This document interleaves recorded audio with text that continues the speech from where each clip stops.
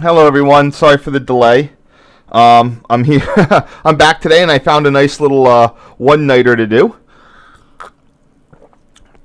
After a brief return to form with the Delaware the Lackawanna cutoff and other mainly Lackawanna cutoff photos, I'm going back to the future past. We're back onto the 2007s. Spring of 2007, I found a nice little set of photos I took of some CPLs on the B&O, the CSX Capital sub, back when it was still largely color position lit. It's whatchamacallit.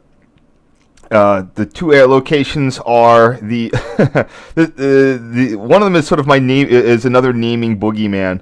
This is on the Capital sub. It's the twin interlockings of PA Tower and Fort Meade Junction, aka MEADE. One is track 1 only, the other one is track 2 only, but unfortunately they have signals on some of the same structures, so it's sort of very interesting how to do a very interesting naming convention. Of course, all of this has seen substantial rebuilding. And some other additional modifications in the area, in addition to general resignaling. The older photos I got, especially this and a couple others, are actually they're more and more worthwhile. So I'll just dive into it, and I'll sort of announce things as we go. So first, a quick background. This location is located about halfway between Baltimore and Washington. It's right adjacent to Fort Meade. Current that's where the NSA is. It's also Fort Meade used to be a lot bigger. Right now, it's the northern portion is the only part that's used as an active Army fort. The southern portion got turned into a giant wildlife refuge, and it's actually pretty. It's an interesting area right in the middle of the suburban Baltimore Washington complex. That's just its access is somewhat restricted. It's not like fenced off, but you sort of have to go in and you check in with a place. It's a very interesting it's a very interesting wildlife research area right in the middle of what would be a normal very built up corridor. It's also located between the B&O and the PR main lines. If we go to this sort of diagrammatic view, you can see there's the PR.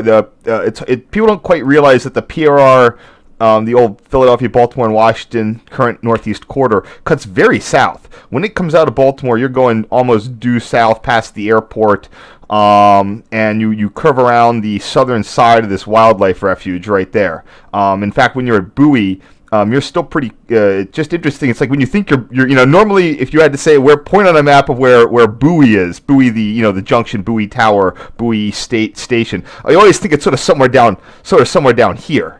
But that's actually where New Carrollton and the Beltway is. So it's just one of those little I want to say mental illusions where you think you're going pure. You're going, as the crow flies, you're going southwest, but you're really going south, and then you're going to go, for that last bit into DC, you go straight west, whereas the B&O line is what is going pure south, is more of a pure southwest. So, where we are is right off, it's immediately adjacent to Maryland Route 32. They said both interlockings are together. The Fort Meade, I always forget which one is which. I have to look at the diagram here. Track 2 is a PA Tower, and track 1 is Fort Meade Junction. So if we go to things, so Fort Meade Junction, or Meade, and I'm going to have issues with how that's, I'll explain the confusion in a little bit. It serves the southern end of the really giant Jessup Auto Terminal. There's always there's a lot of CSX trains are constantly working that area, and they had to do some pretty major expansion here because they would always have they used to just have a simple access to the north at Jessup interlocking right up there, Jessup, and then it had a simple exit right here at Fort Meade Junction.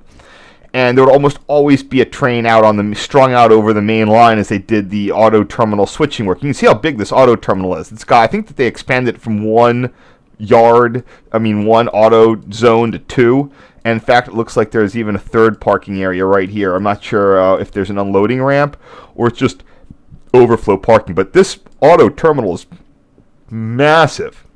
There's usually one in every metro area, but this one, I forget where the Philly one is. I know where it is. It's actually on the CSX line. It's in Chester, south of Philly. So sorry about that.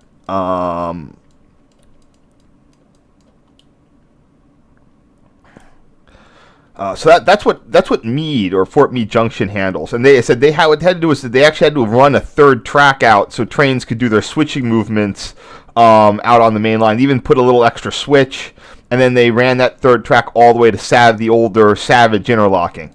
That's all the way down right there.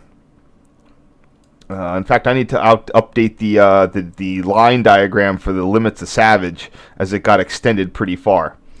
PA Tower, on the other hand, on track number 2,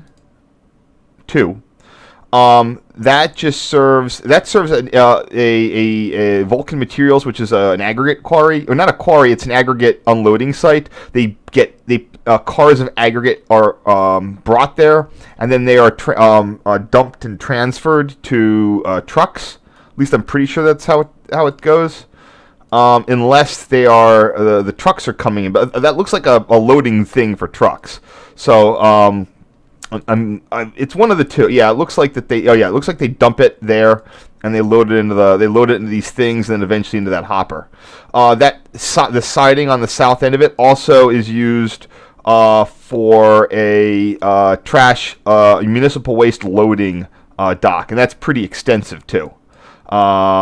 And I'm not sure if that municipal waste track keeps going up to Jessup. It doesn't look like it. Oh man, I didn't see one in the Kentucky Derby today. I heard Jessup. I was thinking mint julep. I should go check that out. Anyway. So anyway, that's just your little overhead there. So for example, this is, again, it's going to have to keep checking back and forth here. PA Tower is on number 2. So this is a track number 2. PA Tower is northbound mass signal. Even when I was there, this was an early victim of the resignaling issue. I'm not sure if I was ever around when this was this is still a CPL. A whole bunch of stuff was getting changed in the area, even as far back as 2002, 2003.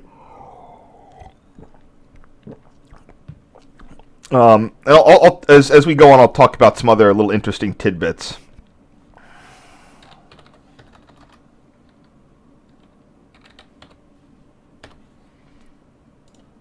So one of the issues back in the day, also, I was since I was new, this is what was local to me. In CSX, I wasn't using the best naming conventions, so I'm going to be fixing that today as well.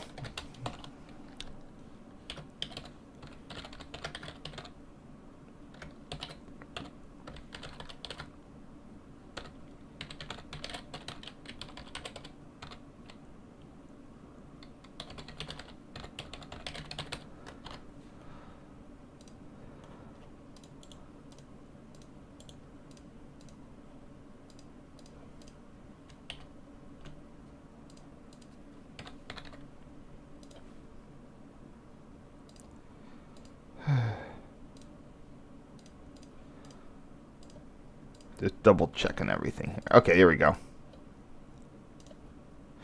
This is going to be a mostly sort of signal-y day, but I'm going to be talking about just some of the interesting things in the area. So at this time, each interlocking only had one interlocking. I think one switch. This is the one for PA Tower.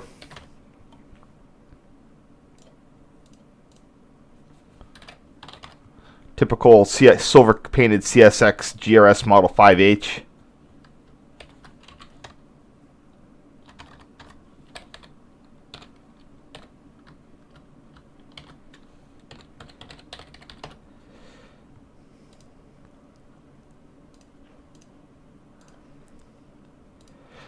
And here we have the relay hut, and this is still there today. So even though the line was re-signaled, PA tower was not re-signaled. So this was an interesting case of they did a bunch of signaling work before they pulled the CPLs. And then they came in and then did a signal replacement when they were putting in when they were reconfiguring the track. I don't know how that went from a. So I'm pretty certain that these got upgraded to whatever solid state standard CSX have. Then I have visual evidence to why I suspect that. I'll show you in a second.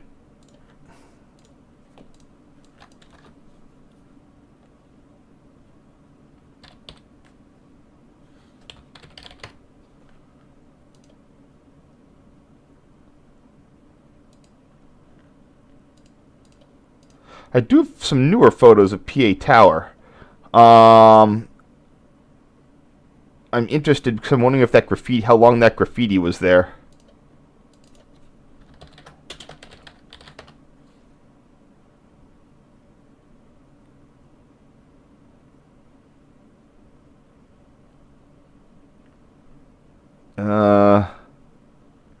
Oh, it looks like it got painted or scrubbed at some point.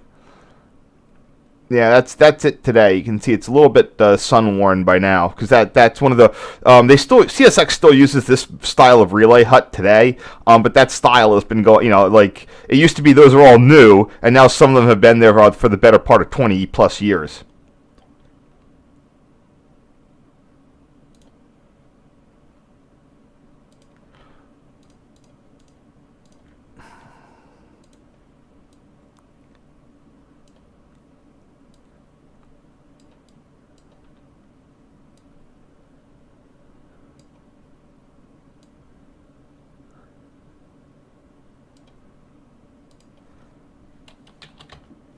And you can see here the Vulcan Materials quarry. If you keep going straight there on the there is no power derail on this siding.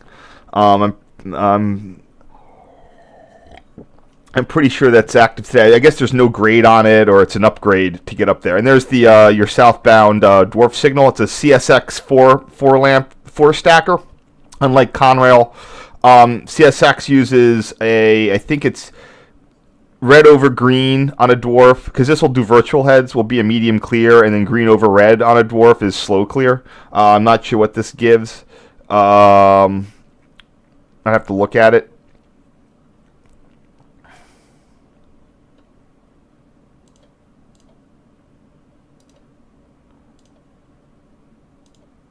Here's the delay and block sign, even though that's applying to main track number 2. This is for the stop at. This is because this is the PA Tower signal is a distant for the Jessup crossover. The Capital Sub, when it was upgraded by the state of, they got some state of Maryland funds to support the enhanced MARC service back in the early 90s, and it's really back to back interlockings. They just went nuts with the crossovers. You got Dorsey, that's full crossover, not quite right here. Jessup, that's back to back. MEADE next. MEADE, no intermediates. Savage, no intermediates. The first intermediate you get is the signal at Cherry Lane, and then you're right back to Almondale, and then no intermediates to Greenbelt, no intermediates to Initially had no intermediates to Riverdale Park. They added one at College Park, and then of course no intermediates to JD. Those are immediately next to each other, and you finally get another intermediate at Brantwood. So this line was almost all interlockings. Jessup, Dorsey. There was one intermediate between what is now St. Denis interlocking and Dorsey. So for all the stuff, you only had 3 intermediate signals, 3 or 4 depending on when you're at the line.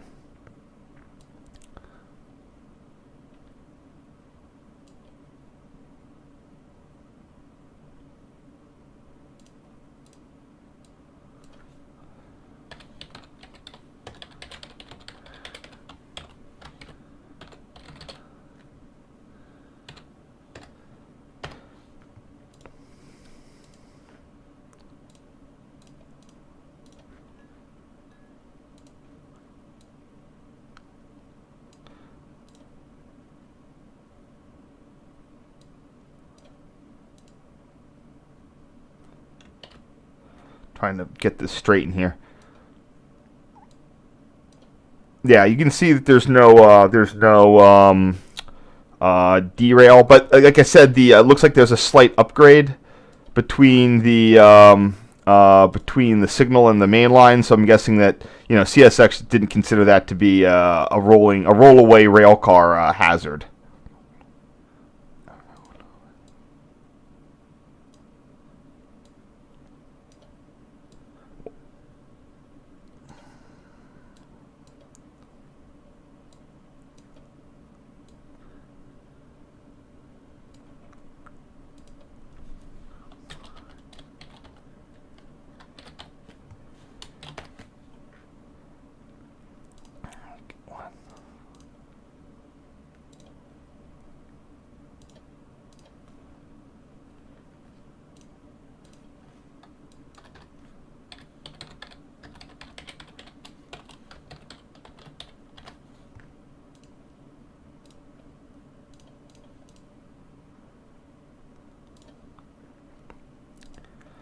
And of course, I snuck in for a little bit. So it looks like this one's going to be displaying over. If it displays anything, it'll probably just. I mean, they'll. I should probably pull them out. I just hate to open my. I could Google it, but I think I have a signal one. Here you go. CSX signal aspects indications. Blah blah blah blah blah. Okay, red over green is a medium clear. But I'm betting that they could just do a single green for slow clear. I don't think that's a medium speed switch. So you're just going to get... But it's interesting that a red over green is a medium clear, but green over red is a slow clear. I guess that's... If you lose the red indication, it wouldn't matter either way. So...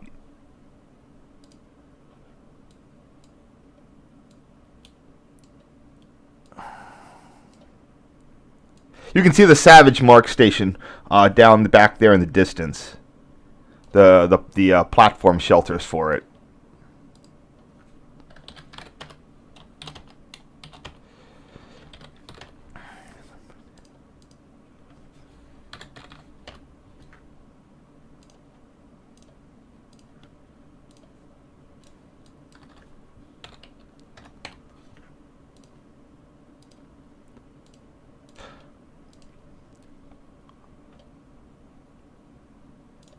So the interesting thing about Vulcan Materials, which isn't... Oh, by the way, so this is MEADE, aka Fort Meade Junction. Again, I'll explain the confusion. It had the CPL on a single cantilever, pretty well known, one of the only ones in the area. One of the reasons I said it was partly re-signaled was because at some point this new cable duct appeared. So I'm pretty sure when they came in to do the when they redid the hardware, they did a cutover.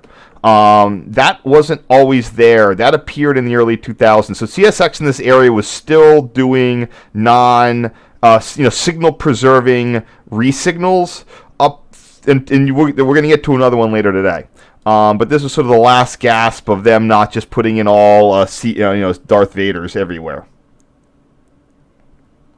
Like if they didn't need to put in new indications, this case they just decided to leave. And this was really surprising because when the new signals and stuff were going in, the scuttlebutt was that that was going to get torn down because it was in such that cantilever was in such poor condition. And suddenly that new duct appeared, and it stayed on for another about 5 years. That's when there was a general PTC related. Again, PTC doesn't require new signals, but it was just CSX. It's time to do a full line replacement. About 5 years later.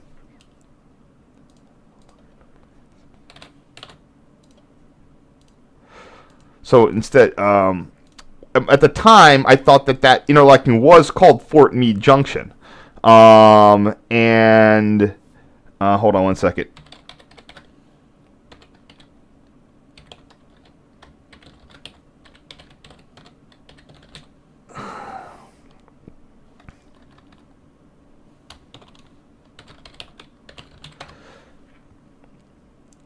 I gotta actually say if it's a CPL cantilever.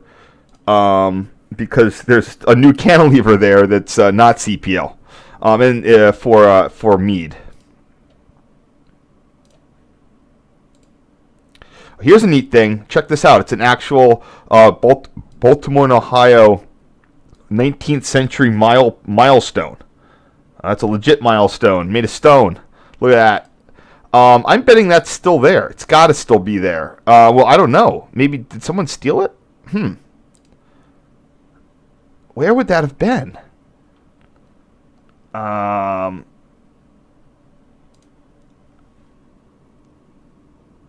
Yeah, so there's the milepost 18 right there. So that means it's going to be somewhere in the weeds, if anything. So who knows? I should go back there and see if it's still around. Oh, well, yeah, no, that's my old photo of it. Sorry, just looking real quick. I also need to see how I'm doing stuff from the capital sub. How I'm doing the mile here, infrastructure. What's going on here?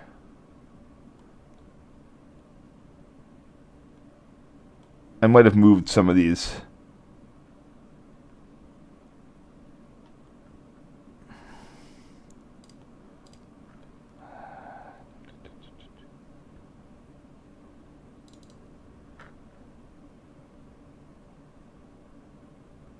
It's going to take a little while. Shouldn't, though.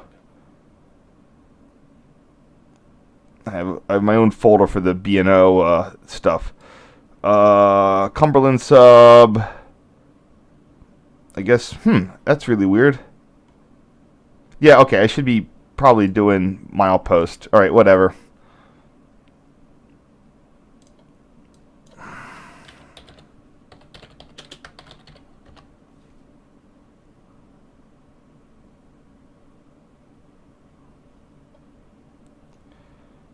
Got these green belt. I'm just checking to see how I do the mile. Anything. So normally when I'm, if it's not related to a signal, I usually do it in a specific fashion. Here we go. Okay, so I do capital sub milepost. So I put an explicit MP in it. All right, fair enough. But I need to find out where that milepost is. That's a neat one.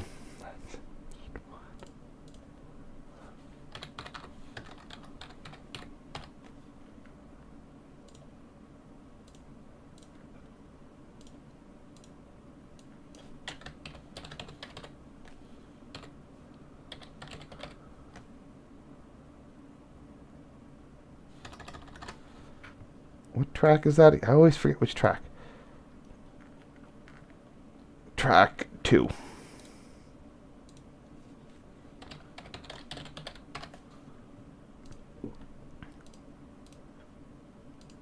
Yeah, that's a really neat thing there. So I hope it's still there.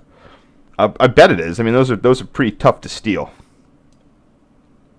Yeah, this looks brand new in 2007, but there's a website on the B&O main line who if anything, he would have captured the original stuff.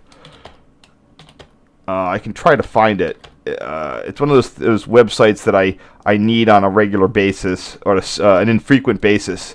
But when I need it, I need it. I might have actually saved it in bookmarks. I don't know. Not sure there.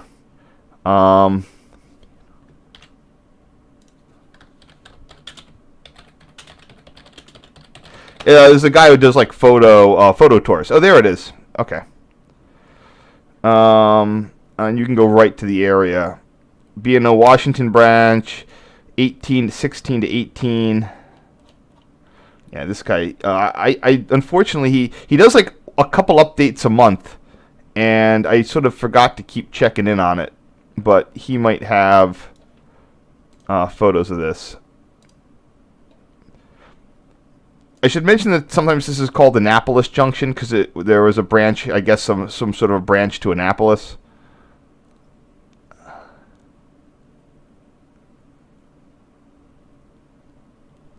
Oh, there's the milestone 18. Neglected and forgotten, hid in the weeds. Milestone 18, not a very... Oh, it looks like it might have been pulled up. So he said it was there in 2000. And I guess it would be visible from the road.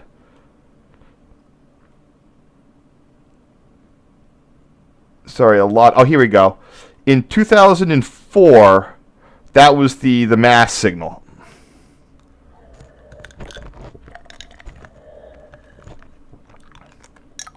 I have a feeling I just missed that.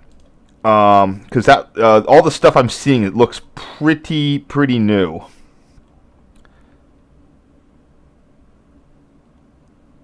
Yeah, I'm not sure when that would have fallen, but you can see the old PA Tower relay hut, and that's the old like 1980s, 1990s style. And it looks like right before, sometime between 2004 and 2007. You know, I'm not sure how much of an excuse I have at that point of missing that. So, you know, that's on me.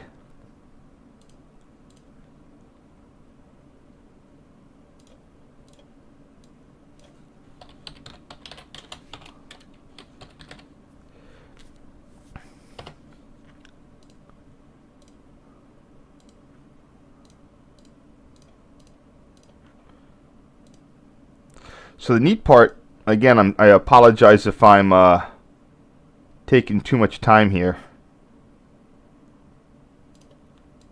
is that milepost looked like it was visible from the road, and it would have been somewhere like right in there. So maybe we can go in to the street view real quick and see if we can go back in time. Well, I don't know. There's only a view of 2012.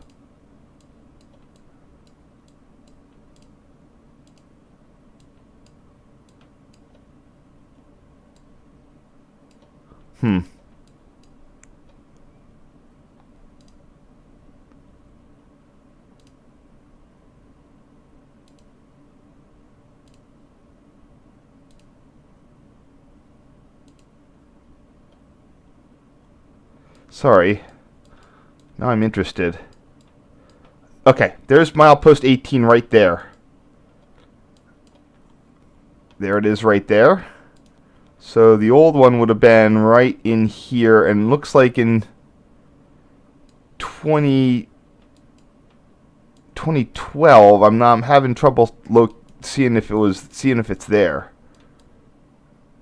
It would be there. Is that it right there? No, I mean there's the opposite track one, right there. So it should be right here. I'm betting that's so close to the road. I'm betting someone just rolled in and scooped it. And unfortunately, my street view only has this one date from 2012. Wow. That's a shame. Okay.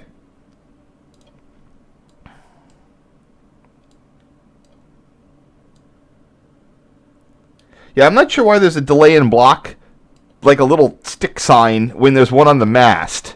Again, this is for the delay and block rule, the special Silver Spring delay and block rule. If you make a station stop and your whatchamacallit, inside a distant signal to an interlocking, you have to proceed at 40 miles an hour until the interlocking is clearly visible. At this point, Savage is not departing Savage. You would have to go at 40 into it, but again, this signalist mast is clearly visible from Savage Station. But they still, so it wouldn't necessarily, it wouldn't really matter.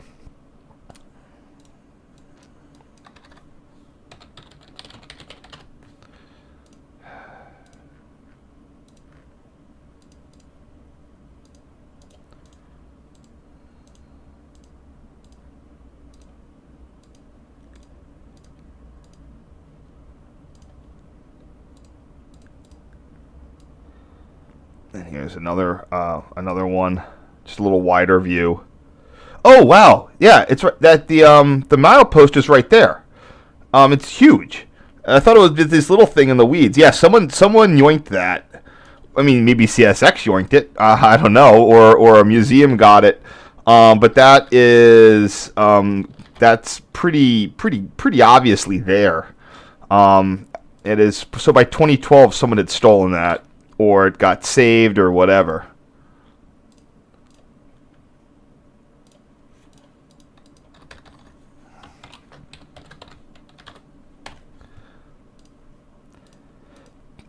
these little things. I said I didn't think I had a lot of stories to tell as I got closer in age. I know that 2007 isn't that much closer to today, but it is still neat. I wasn't expecting to find, like the milepost, the mile marker that's not there anymore.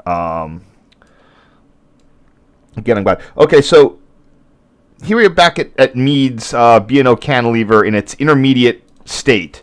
As you can see, it has benefited from a brand new cableway. Again, when they put in the newness goes to this junction box, and then you got more new going up here, replacing whatever came before when they replaced the mast going for track 2. Again, why they did this, I don't know. Maybe it's because the curve there, they wanted that signal visible, and they didn't want to put a whole new cantilever in at the time. They might have had plans. Usually it's because you have plans. When I say you have plans, if in 2007 CSX knew that it was going to have to expand, put that third track in, they know that they have to do any sort of modifications ahead of time. Maybe they don't have that money from if it's a state grant or just their capital budget. That's when you'll see stuff get preserved. Usually when you see like all the signals go away and then one is left behind, or a bunch of stuff is, when an old position light or an old signals are modified in a way that keeps them around, you're like, wait, that's usually the kiss of death. Because it means that they have bigger plans ahead. So one thing I wanted to mention is that this is directly across from that Vulcan Materials outfit.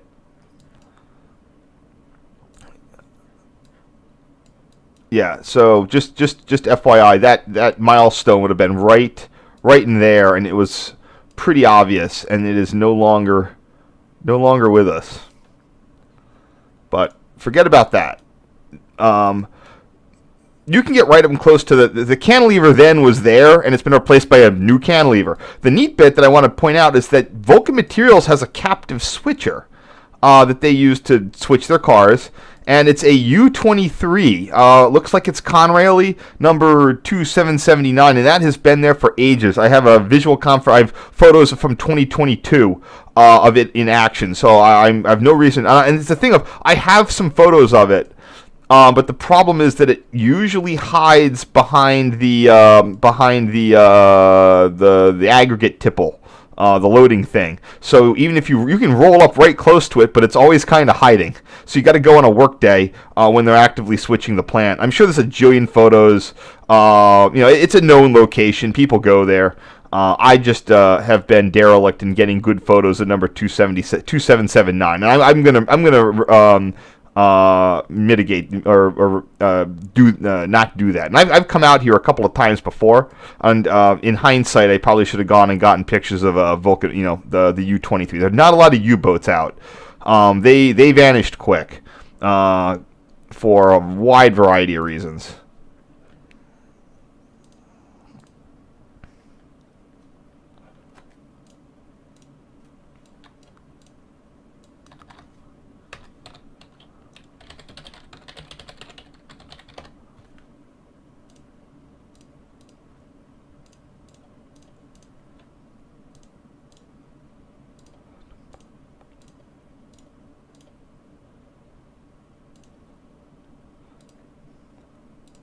Well, that went a little longer than I had anticipated for the first round.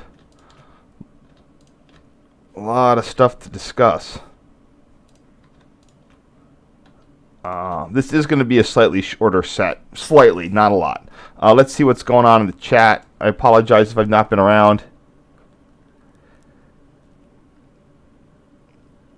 The reason for the PTC not requiring but resulting in frequent resignalings is because the testing regime, it's easier for them to test just to replace everything. So what they do is they just, instead of having to test everything in situ, they build up all new signals adjacent to the old ones, and they can test it independently of the operating line.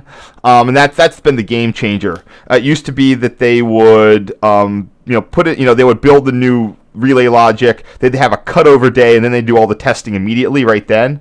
Now they can put everything up. They can test it. They can make it like almost like a virtual interlocking, and then it's just a matter of you cut one down and you swing the other ones over, and they can do that in wide swaths. And that's been the real thing. It's been the cost of especially with switching to contractors to do this kind of thing. They went to contractor support, and just the cost of labor involved. As that skyrocketed, as the cost of labor increased, the railroads, it no longer made sense to so when the cost of labor exceeded the cost of saving the hardware, that's when railroads gave up trying to to splice the old signals onto the new hardware. At that point, even if you put up a brand new, even if you had brand new signals, even a year old, they'll just pull them right down and take them back for reuse, just because it saves so many hours. And it's not even making testing hours. It just saves hassle on the main line, foul time, all that. Your signal outage is reduced. So, we live in an age of abundance for certain things. Not human services, but stuff. Stuff's cheap.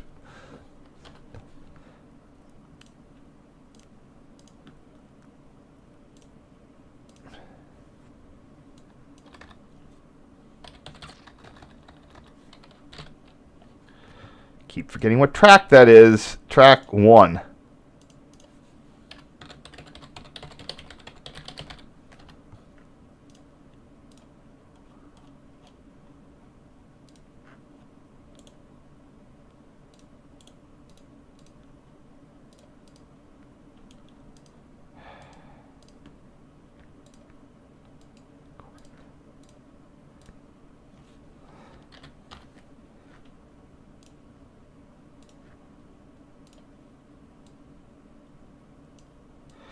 Oh, and you can see Vulcan Materials number 2779 in this photo here.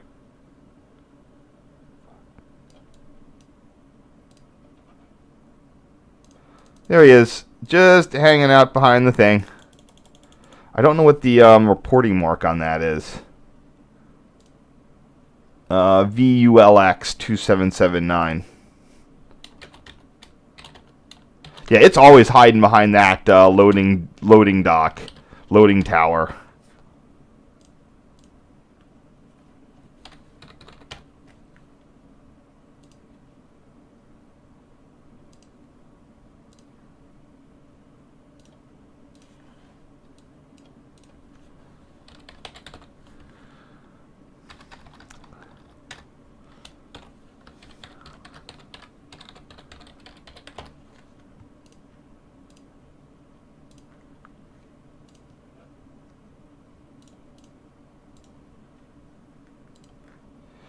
This isn't a great photo here. A little blurry, but I'll take it. I wonder if I even used that photo back in the day. Nah, I cut it. Well, I'm not going to make that mistake.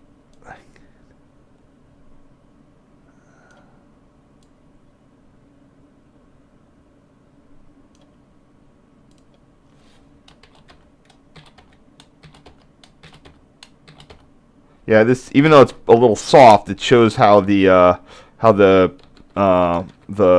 spliced the new cable run directly into the junction box, and that looks like a fairly, I'm not sure, I think that's a newer. So there's a whole bunch of CPL junction boxes. I should do a blog post on the many junction boxes of CPLs. I think there are 3, and some weird ones.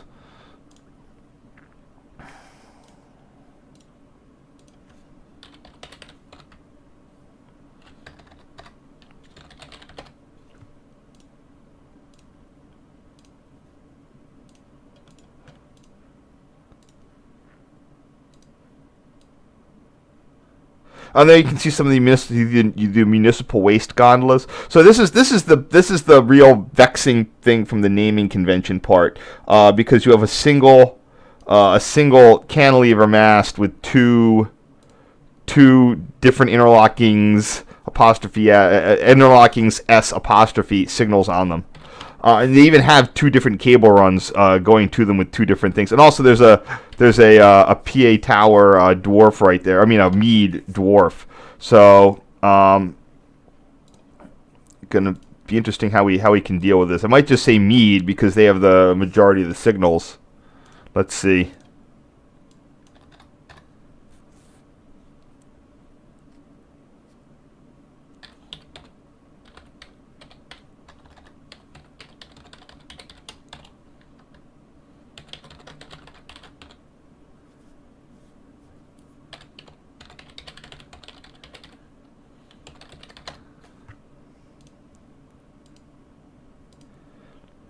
That works.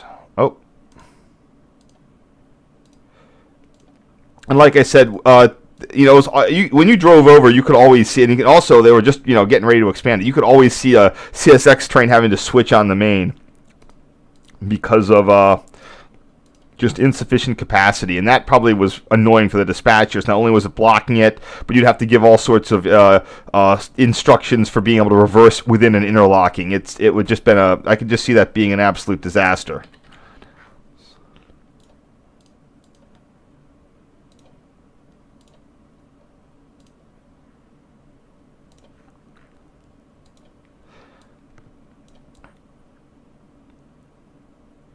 And then here we just have the arm.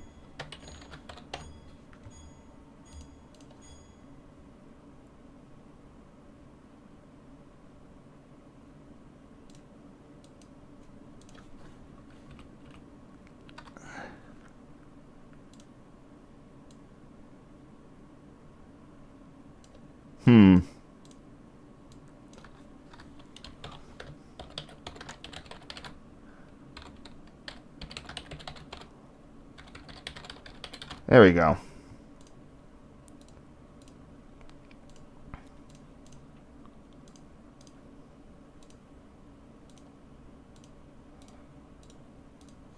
So another interesting thing that I failed to notice was that where I'm taking these photos from, this bridge here, was actually replaced. They were actually gearing up to replace this bridge. The old one, you'll see it. It's an old concrete structure, 2-lane, probably had walkways across, and it got replaced by this, you know, vastly larger and vastly more traffic-y bridge. I think there is a sidewalk, but that's another thing that I noticed, that bridge had gotten replaced.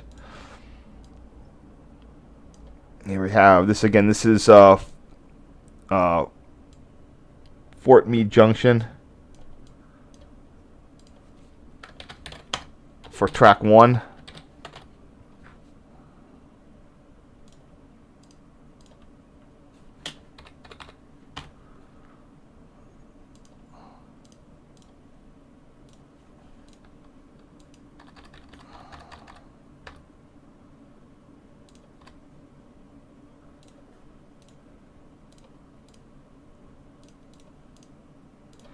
And the other one will be for...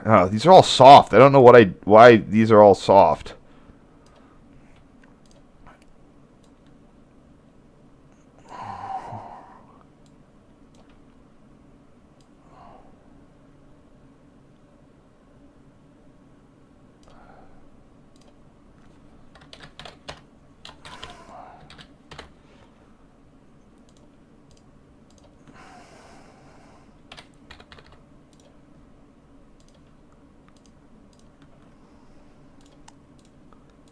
And this is the one for PA Tower.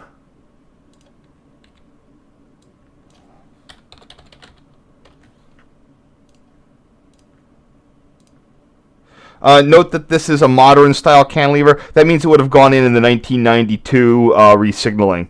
In 1992, when Mark was looking to expand, the Mark service was pretty paltry up until about the early 90s, and then they went through. They were using like old RDCs, and they had the F units and a whole bunch of old like long distance heavy lightweight coaches. And then about 1992, they bought the Nippon Shero, or whatever, whoever made those, the stainless steel single level cars. And there's a lot of service expansion, and they both the Metropolitan sub and the Capital sub, a whole bunch of new interlockings, but both bidirectional signaling went in, and a whole bunch more crossovers to get around all the freight interference, to get around all the freight. I think I have like an old Capital Limited cab ride video from like the very early, like right before that, and it's all 251. Once you get past Georgetown Junction coming out of DC, once you get past the metro zone, it just goes to single direction signaling. Here we have the Fort Meade Junction switch, the one that it had going to the auto yard.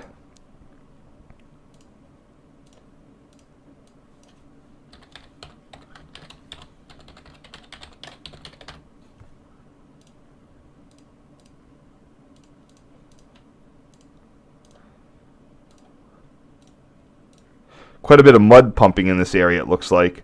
Also, to this day, this line does not have the greatest in terms of point heating.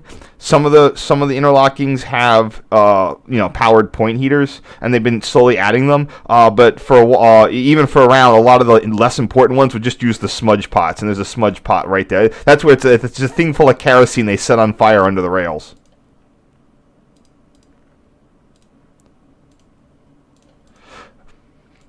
So here's why there was always confusion. This interlocking thing is labeled Fort Meade Junction, but I looked in all my timetables and it was always MEADE, MEADE.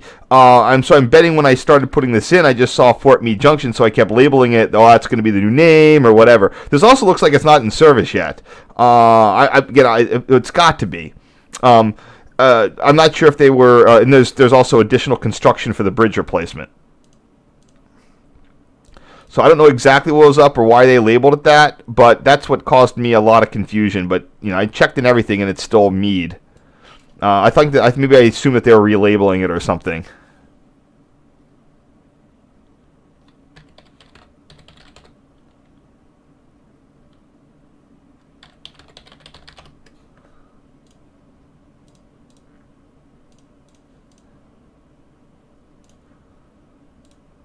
So here's the old one, and that just says MEADE on it. So I think that maybe I was confused, assuming that they would that they were renaming it to Fort Meade Junction, but according to the timetable, they never did.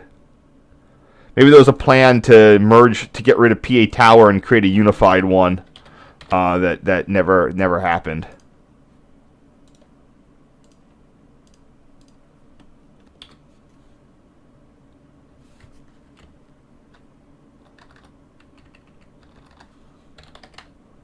I'm not sure if that old one's still there. We can always go to the overhead and see if it's still there. There's the new one. Yeah, so that looked like it would be in the area that was getting pasted by the bridge. So that could have been the impetus that because they were doing the bridge relocation, they would have had to demolished the relay hut.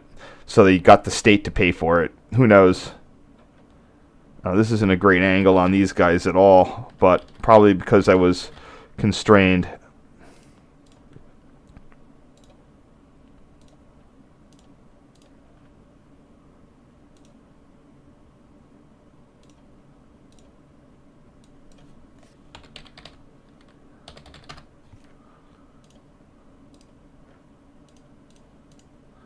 If I had known that I was going to have so many of these came out soft. I'm not sure why. I would have had my camera for over a year. Oh no, my camera was still pretty new. Yeah, there's always a little bit of time where I have a whole bunch of photos that don't quite come out because I'm getting used to a new camera.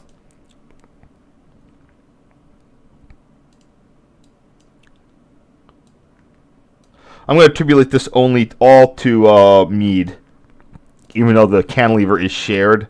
That dwarf is part of that's for the siding, and that's a MEADE thing. So I'm just gonna give it just make it for the one.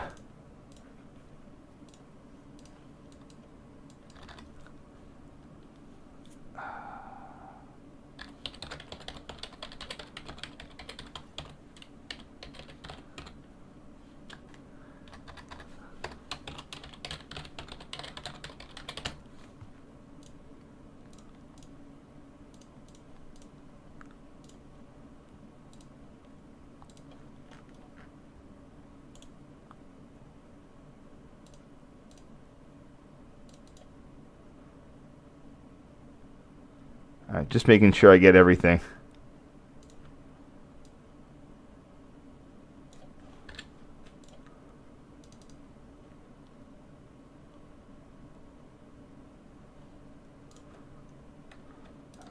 Uh, 19 left. All right, I'll do 12 and 7.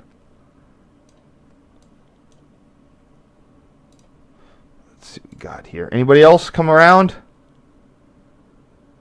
Oh, those are those are the CPL orbitals. Some people call them markers. I always call them. I've been popularizing the term of orbital. The CPL system, why it is not just a colorized position light, it's its own thing. The target tells you block occupancy information. Green means 2 clear blocks, yellow 1, red 0. And the orbital gives you the speed information. So 12 o'clock orbital is a straight max speed route. The I don't know what they have here. I have to see it. That's the reverse. So it would be the 10 o'clock orbital is medium, or it's whatever it is. It's a next signal is it's expect medium. You go down, and that's medium approach. Medium approach medium. Underneath is medium. The other one is then a medium approach slow, and at the top is approach slow.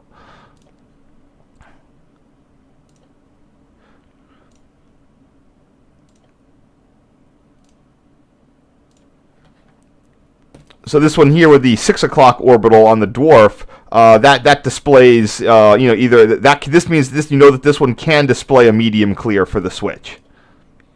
And then you can see there's the old bridge. You can see they're getting ready for the new bridge. And that new bridge is, they probably didn't have, they probably built half of it and then the other half.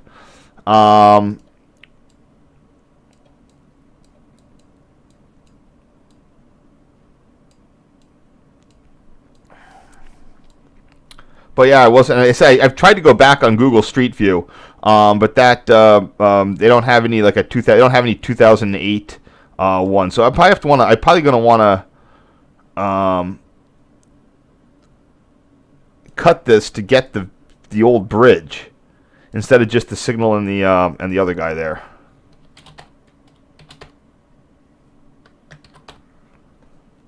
And this bridge was actually, you can see it was, whatever it was raised for double stacks. You can see how tall the old stone was. No, it wasn't raised for double stacks. That was probably raised in the 1930s. So you had an original stone abutment bridge. Those railings are concrete railings, so that's definitely a 30s or 40s thing, although it does have steel underneath. 30s, 40s, maybe 50s, but probably 30s and 40s. And they raised it for, some sort of capacity improvement. And then in 2007, 2008, you can see they're just put in a whole new bridge.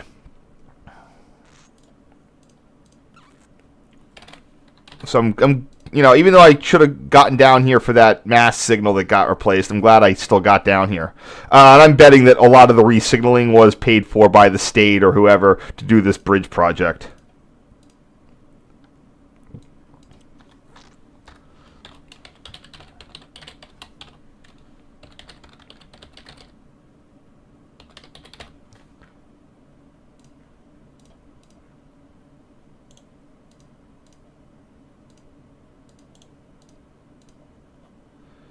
Alrighty.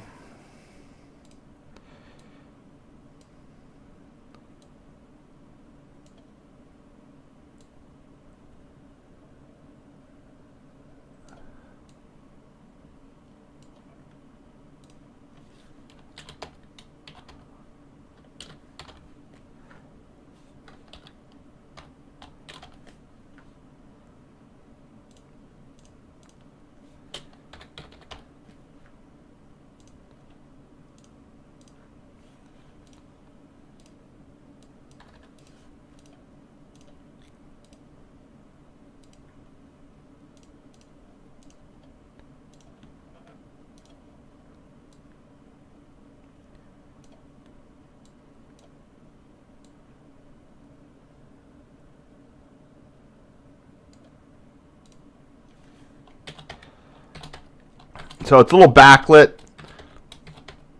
There you go. I'll bring that out just to see them. So again, your target gives you your block information, and this one gives full speed routes and routes expecting medium speed or limited. They can flash it to do limited.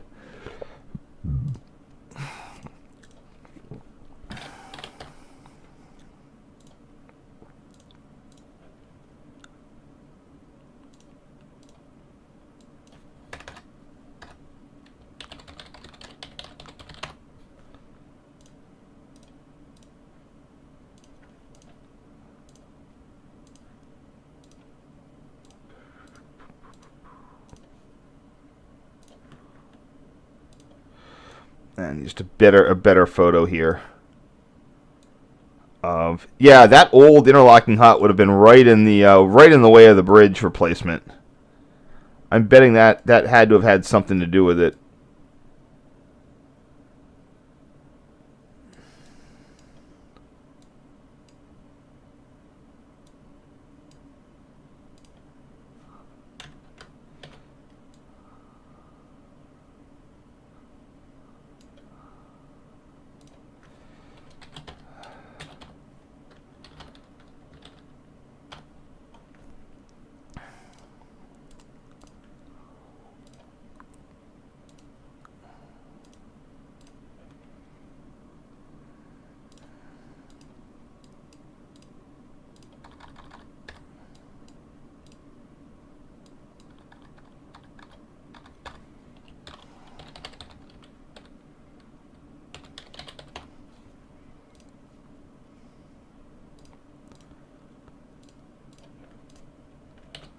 Oops.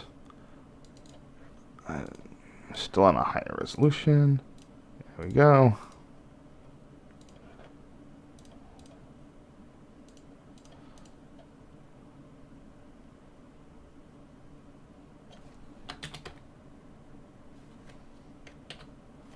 It's good enough.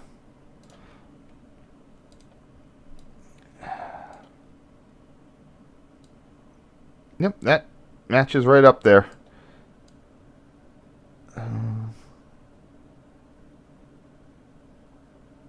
There we go. Again, backlit, but at least it's a little bit of a better angle on them.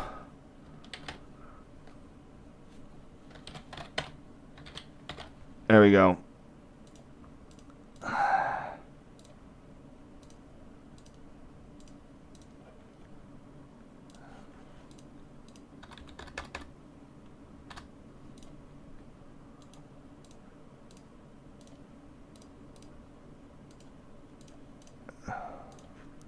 Sorry, I sort of ran out of interesting stories here.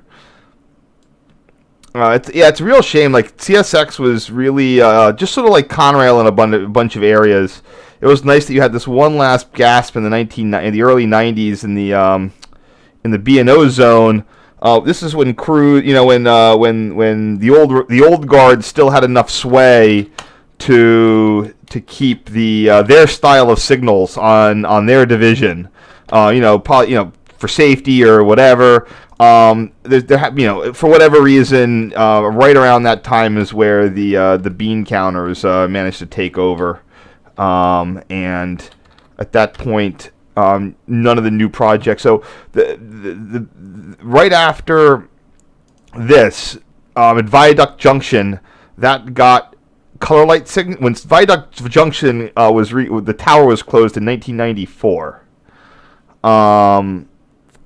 It got CNO style color lights, and I don't know how often that happened, but that was a thing that instead of going to Seaboard, they went with Chessie, the CNO light system, and then someone had to have stepped in somewhere and be like, no, that CNO system is kind of unique and dumb, and that's when the Seaboard style just started rolling out everywhere.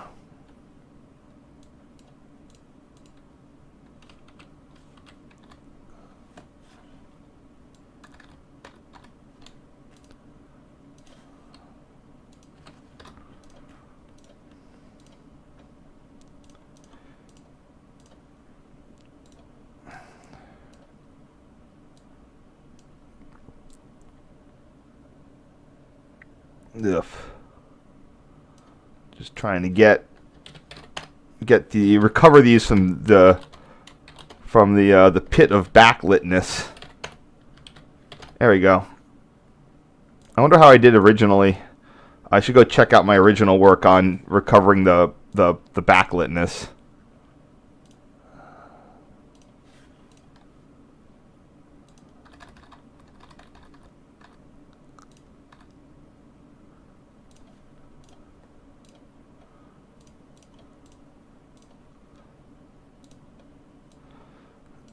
It's got the dwarf. I don't know what that bit of twisted cable is from.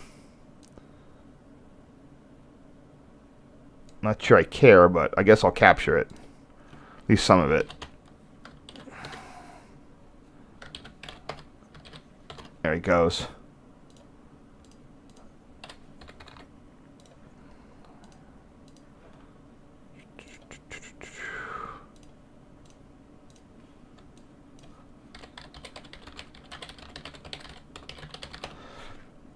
I forget what brought me down here. I didn't have my friend. I probably just came down on my own. At this point in time, I was still in the city, and I didn't usually, except to go to work, I didn't drive places. And when I went to work, I didn't usually go rail fanning on the way home from work because there was some traffic issues that really incentivized me getting my butt home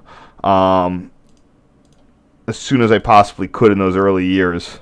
They were doing some bridge replacement work with lane, with lane narrowing. Yeah, here we go. At least I got a good photo of the bridge under replacement. That deck looks like it would have had to have been a replacement, but I just don't know. Like it has that 4D style concrete railing.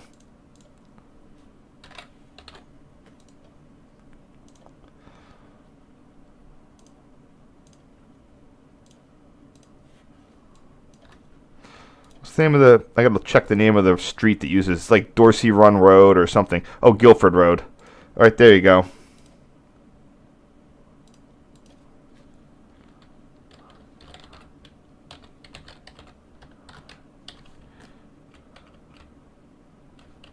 I'll just put Old Guilford Road Bridge, even though it's still in use in the time of the photo. That's South End. Westbound angle. Yeah, it's a very neat abutment because you can tell, like I said, it was raised once, probably in the 1940s or 30s or 40s, and then finally replaced in 2007, 2008. There's a truck down there at Vulcan Materials.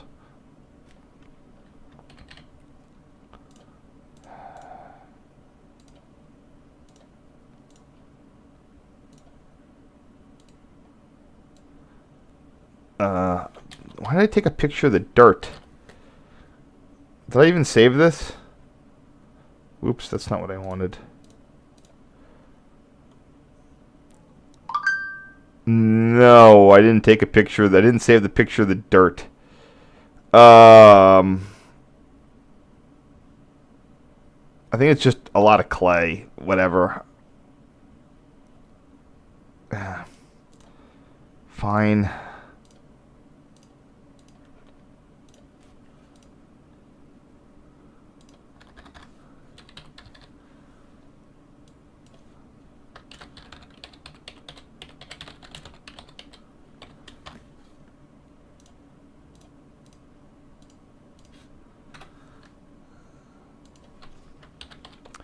Apologize for started out well. This is clearly an old signal base. I don't know. Oh, this might have been for whatever used to be here. So we saw that new cantilever. I don't know why there's a second cantilever base here. No idea.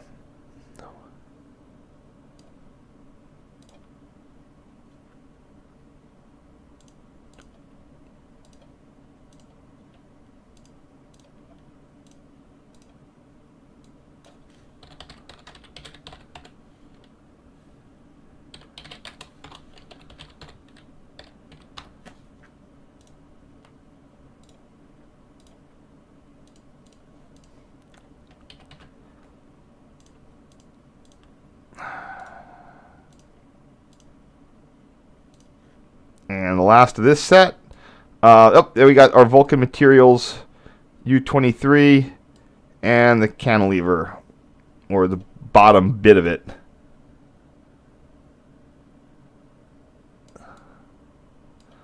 It's got like, whatchamacallit, bars.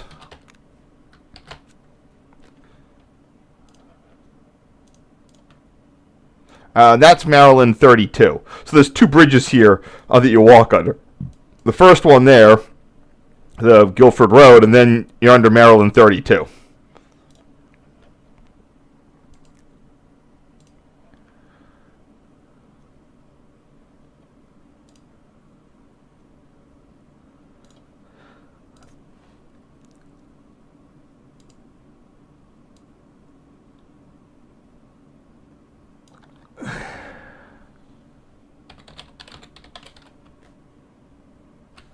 There we go. That'll do it.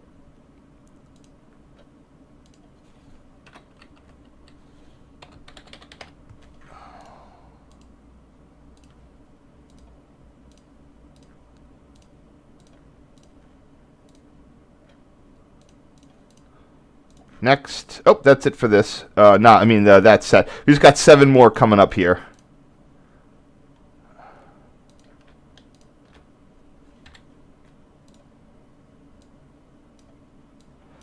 All right. Any comments?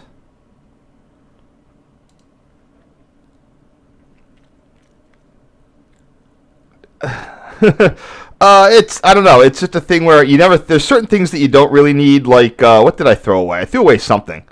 You never know. There's stuff that back in the day I was still way too averse at getting rid of stuff. So it's just interesting. It's just an interesting bit of, it's a lot of clay soil there. I don't know when it might come up, but it might be significant at some point.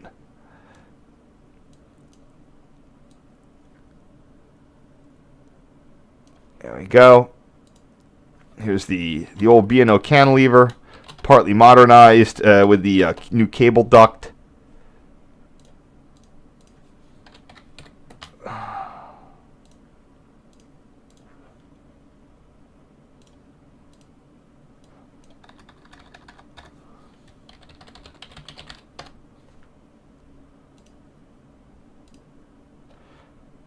I probably should have. I don't know. I guess I should have seen it more. I did come back when they were re-signaling it, so I do have additional photos of this area, of this interlocking. And there was one time I came down here and it was in the middle of the day on a weekday, and I got like a restricting pulled up on this. For the life of me, I cannot find that photo. It just went poof. Because I didn't get a lot of photos. I got like one. I got like that one photo and like 2 others of the engine. And like they just went poof. I have no idea. It's like they're on like a card that went away. Okay, so now we're at CARROLL. And for years I sort of used these. These are my only good photos of this point. So this is where CARROLL interlocking was being re-signaled or was getting modified. And the reason was that they were putting in. This is one of those things that takes a little bit of explanation.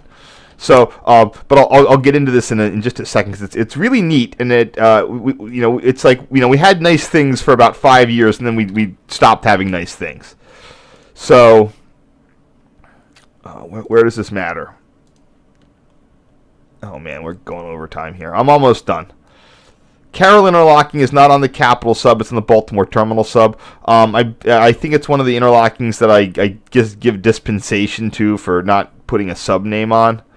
CARROLL used to be CX Tower. It's when you're leaving town, you come out of the old Camden Yards area. There's a Y, you make the turn, and then CARROLL's this big junction right here where there's like 2 industrial tracks splitting off, and it's a crossover. It's where the MARC trains go onto their special little MARC track. So what happened was, it had nothing to do with CARROLL. CARROLL wasn't getting re-signaled. What was that they were doing work down at the end of the Mount Wyans Yard. I thought that was Mount Wyans Yard. Oh, Mount Clair Yard. Okay, so there's 2 yards, and there's an interlocking down there, and that was getting resignaled. That got its CPLs replaced pretty early on. And what CSX did is they built this new Lansdowne. There was a Lansdowne interlocking, but it was just like a single switch for a pocket track to end. And what they did was that it was 4 tracks, and they put a whole bunch of parallel movement things here. So they could run a variety of different routings through there. So what that created, though, is because there's so little distance between West Baltimore interlocking and Lansdowne. That's like the old Lansdowne. I need to expand this for the new Lansdowne at some point. This interlocking here at West Baltimore, it got slow speed routes because it got slow approach. So if you're coming up for a stop at Lansdowne at West Baltimore, they're going to give you a slow approach. Well, if West Baltimore is going to display slow approach, that means CARROLL needed slow speed orbitals. Slow speed, for approach slow and medium approach slow. And what happens when you have approach slow and medium approach slow and most importantly yard leads is that you have the full complete CPL with all 6 orbitals and a full thing. There were not a lot of these. There was one at Curtis Junction, and there was one at Laughlin Junction, Curtis Junction out in Indiana, right near Chicago and Gary, and that went poof in the early 2000s when they resignaled that as part of the Conrail the Conrail split modifications. And then the one at Lansdowne Junction went poof in 2003 when they closed Glenwood Tower. And that was so between 2003 to 2007 there were no full complete CPLs, none of them, nowhere. And then in 2007 we got one again, and then suddenly in 2012 it went away when they resignaled everything. And that was such a shame. That's the terrible name for this.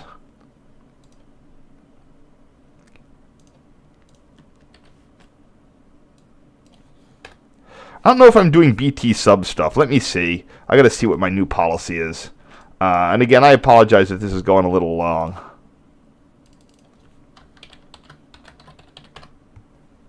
Oops. Nope. God dang it. God, I hate when Google autocomplete shit.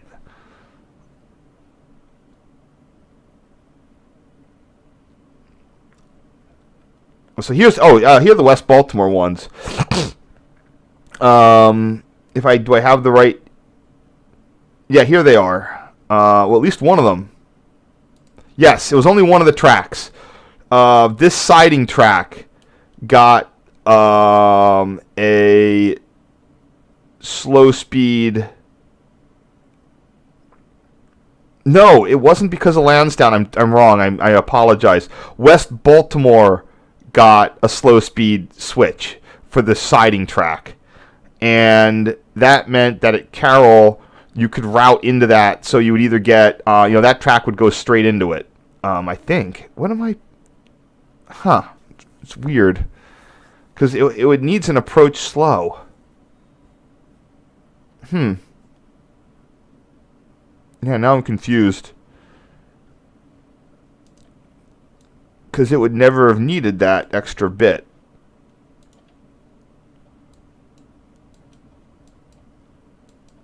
I'll follow the tracks. Okay, here we go.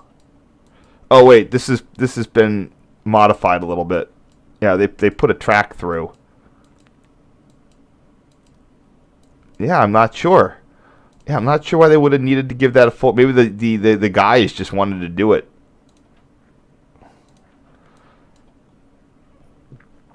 Because it needs medium approach slow. That means it needs a slow speed indication. I just thought that they would have had slow approach there.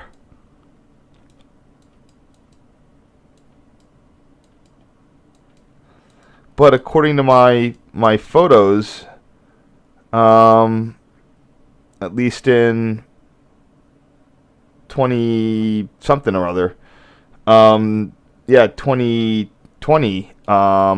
Maybe it got redone. I don't know. It's very strange. This should have had. I was expecting to have a lower head on each of these. Huh. Oh! Oh! Yeah, wait. 1, 2, no, you're right. That's that track, that's that track there. I have no idea what's going on here. It's always mysteries. Mystery upon mystery upon mystery.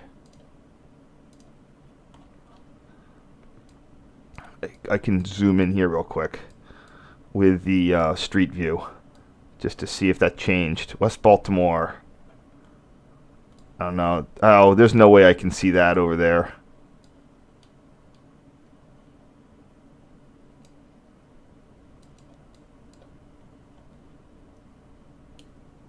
Any more dates?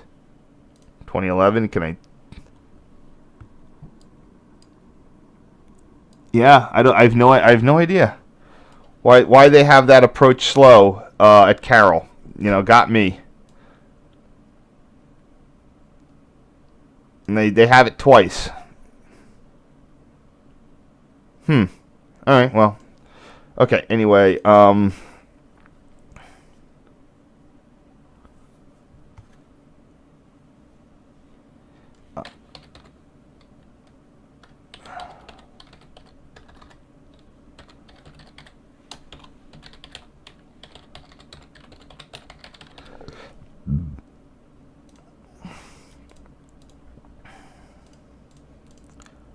Well, I'll need to go investigate that one.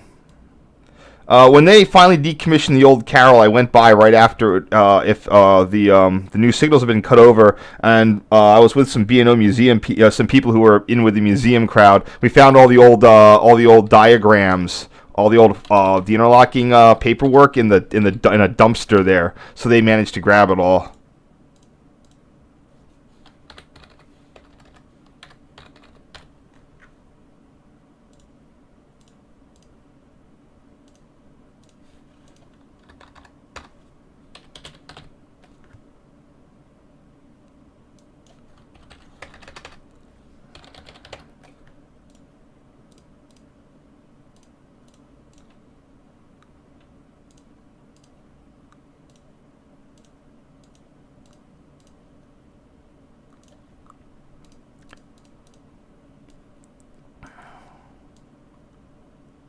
And this would be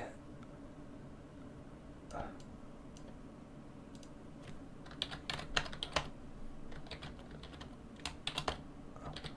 think that's track 1. I don't know. I can never remember that, but it'll be on these guys next. Doesn't tell me the damn track. This is the 2005. That's track 1. There's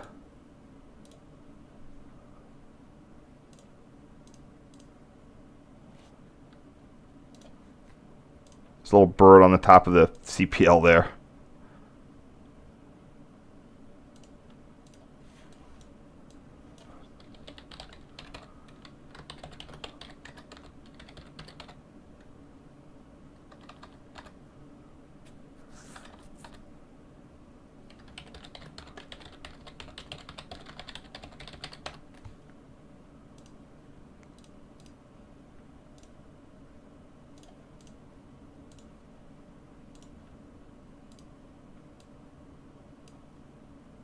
And then this guy got modified for the that little slow speed thing as well. Previously, this one, it got modified for both the approach medium and the approach slow.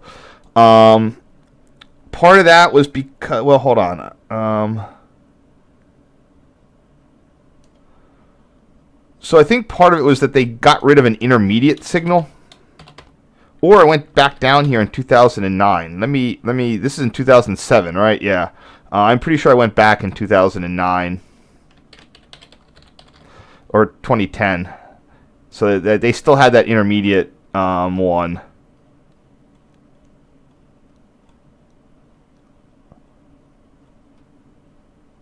Huh.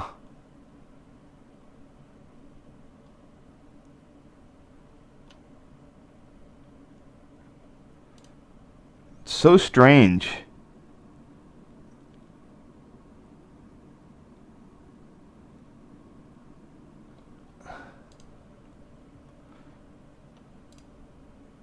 Yeah, Carroll had a lot. That whole Bailey complex had a lot of neat stuff going on. Anyway, I really got to finish this up.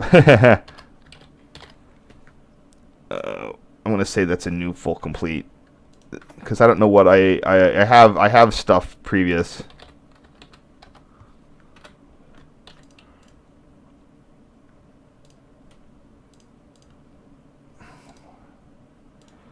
The other one would be the Mark track. They actually call it like Mark 1, Mark 2. What did I call it back in the day? I mean, in 2009.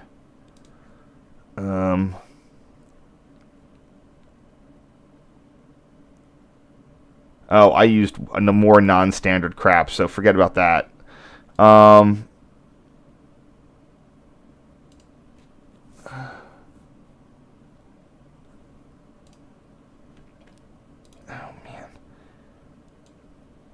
Baltimore Terminal Sub. Where's Carroll? Halethorpe interlocking.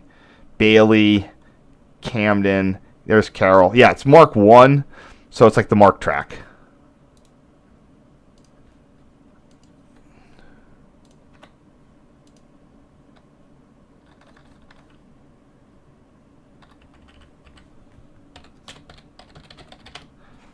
There we go. I'll just call them modified.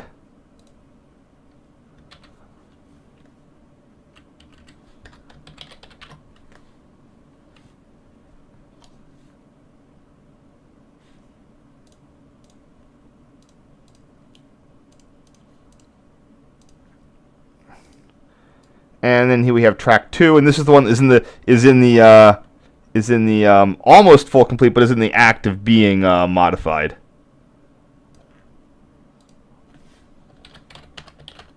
And for the longest time, at least I guess 2 years is the only time I had was these are the only photos I had of this. And then in 2019 I went down there and got a full I did a full walkabout survey. Although it wasn't quite up to my later standards, I did take quite a few photos of Carroll. I'm glad I did. I did also go back a little bit in 2012 to get I got some lit up for some movements.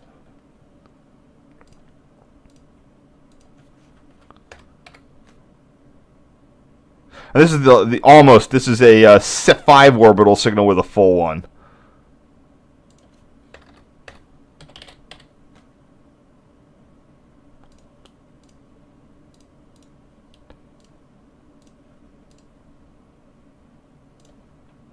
And our last bit. What did I use for this one? Next.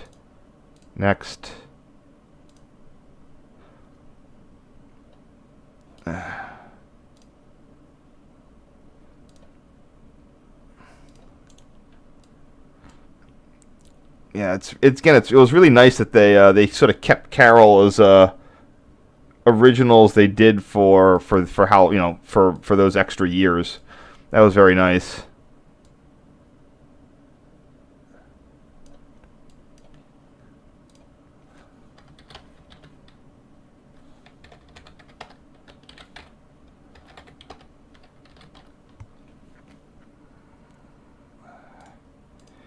And thank you for staying up with me. I apologize if this went a little long. Just a whole bunch of weirdo mysteries going on here.